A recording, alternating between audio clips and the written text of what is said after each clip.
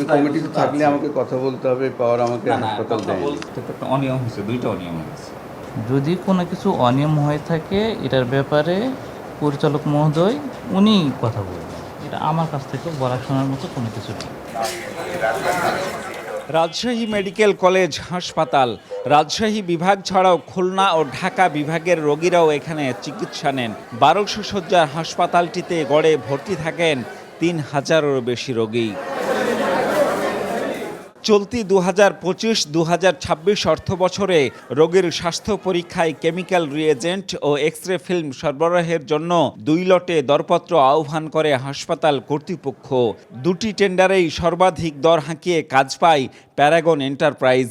দরপত্রের সঙ্গে authorisation letter দাখিল করে ঢাকার গ্রিনল্যান্ড ফার্মাসিউটিক্যালস লিমিটেডের।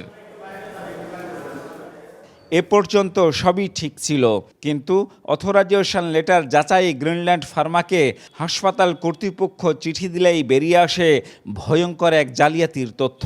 প্যারাগন এন্টারপ্রাইজের জমা দেয়া ওই অথরাইজেশন লেটারটি গ্রিনল্যান্ড ফার্মার নয়, পুরোটাই ভুয়া। এত বড় জালিয়াতি ধরা পড়ার পরও বিস্ময়করভাবে প্যারাগন এন্টারপ্রাইজকে কাজ দেয়া বহাল রাখে হাসপাতাল কর্তৃপক্ষ। হাসপাতালের উপপরিচালকের সঙ্গে যোগাযোগ করা হলে এ বিষয়ে কোনো কথা বলতে রাজি হননি তিনি। আমি কমিটিতে থাকলে আমাকে কথা বলতে হবে, পাওয়ার আমাকে হাসপাতাল দেয়।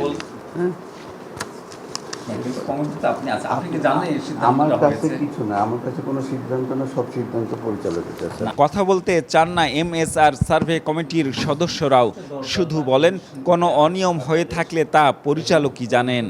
ঠিক ব্যাটিক যাই হোক আপনার ডিরেক্টরের কাছ থেকে শুনবেন। হ্যাঁ, এটা আমার কথা বলা ঠিক না। এটাই কোনো চাপের মুখে করা হয়েছে, এটা তো একটা অনিয়ম হয়েছে, দুইটা অনিয়ম হয়েছে। যদি কোনো কিছু অনিয়ম হয়ে থাকে এটার ব্যাপারে পরিচালক মহোদয় উনি কথা বলবেন। এটা আমার কাছ থেকে বলা শোনার মতো কোনো কিছু নেই। আমার যে মেশিনগুলো এখানে আছে ক্লোজ মেশিন, এই মেশিনগুলোর বাজার দরটা আমি পার্টিসিপেট করি, এটা আমাকে দিতে হয়। ওইটা সম্পর্কে আমি আপনাকে হেল্প করি, ওইটা সম্পর্কে আমি জানি। কিন্তু এইটার বিষয়ে আমাকে যে ওভারঅল নাম দিয়ে রাখছে, তো এটা তো পুরো অফিস থেকেই সব কিছু হয়েছে, বিষয়ে আমি কিছুই জানি। এই এতটা শক্তিশালী, এখন এদের বিরুদ্ধে বলা এটা মানে আপনার চাকরি রিস্ক তো বটে, লাইফ রিস্ক নিয়েই প্রশ্ন। কারণ এখানে কোটি কোটি টাকার ব্যাপার, কাজে মারা গেল, এখন পর্যন্ত কে মারলো, কেন মারলো, কোনো বিচার কেউ করতে পারলো না। তো ওটার পর সবাই আরও চুপ হয়ে গেছে। এই বিষয়ে আপনি যাকে কোশ্চেন করেন কেউ আমার ধারণা অ্যান্সার দিবে না, কারণ কি সবাই প্র্যাকটিস করে 8টা 10টা 9টার দিকে বাড়ি যায়।